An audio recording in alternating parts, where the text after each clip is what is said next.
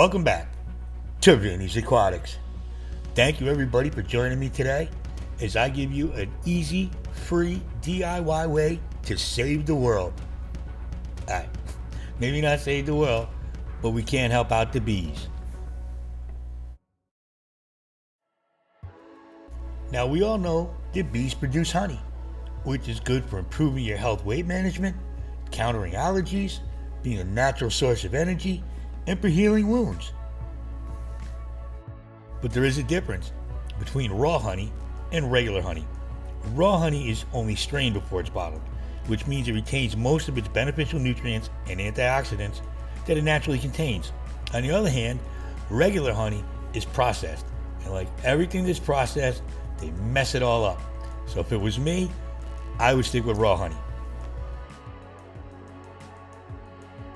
So besides all that honey goodness, why do we need bees? Why are bees so important? Well, I'm going to tell you. 1 out of every 3 or 4 bites of food we eat is thanks to these bees. Bees pollinate 80% of the world's plant crops, including 90 different food crops. Americans eat about 1.31 pounds of honey per year per person. That 1 pound of honey is the result of bees visiting 2 million flowers, as well as flying 55,000 miles. And it must get some really good frequent flyer miles. Now the big problem is there's been a rapid decline in the bee population at an unprecedented rate. Since 2006, commercial beekeepers in the United States have reported bee colony loss rates averaging 30% each winter. That is startling when you compare it to historical losses of 10 to 15%.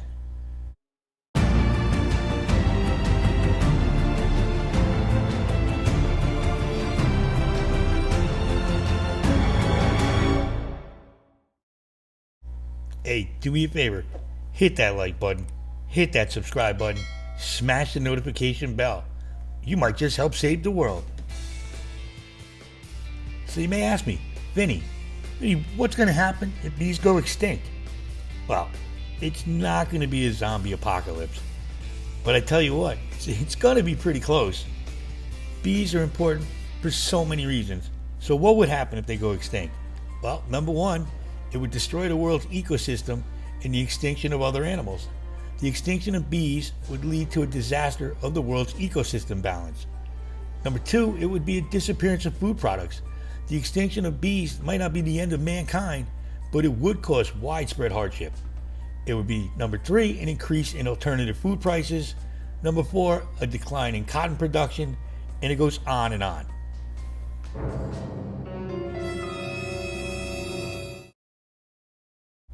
What can we do to help the bees? That's the question. And I have an answer. One solution to this problem is to add marbles or pebbles or rocks to a bowl or a pan and then add some water. Don't use plastic though, because it's going to leach into the water. Now, the marbles or the stones, they give the bees a spot to land so they don't drown when they come to drink. And also remember, change the water frequently to avoid mosquitoes laying eggs in the water. So let me show you how we can do this. It's really simple and it really doesn't have to cost you anything. Like I said, you can save the bees for free.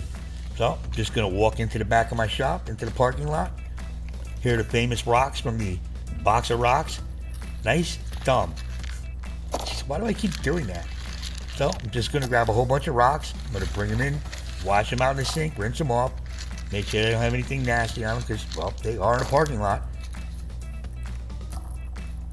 It did rain earlier today, so that's great for the holiday weekend. But either way, let's get back into the shop.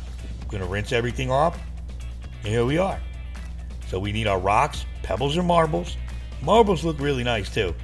I'm not going to lie, I'll show you that later on.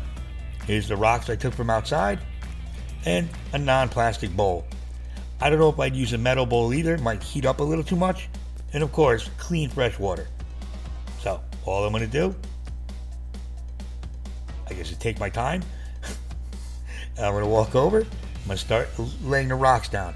Now I'm going to try to lay them in a way where they have space in between. They're not too tightly compacted so they can hold more water. And I'm going to make sure when I get to the top part of it that there's plenty of places for the bees to land. Because they don't drown. The last thing I want to do is drown the bees. So, as I take my time doing this, some of the rocks from my head fell out. So anyway, so this is basically all you do. You can use pebbles, you can use stones, you can basically put anything like this in there. Finish it up. Time for some water. Yep, see, that's how it looks. Like a bowl of rocks. Now I'm going to add some water. This is RO water. I got it out of our cooler in the shop. But any water should be fine.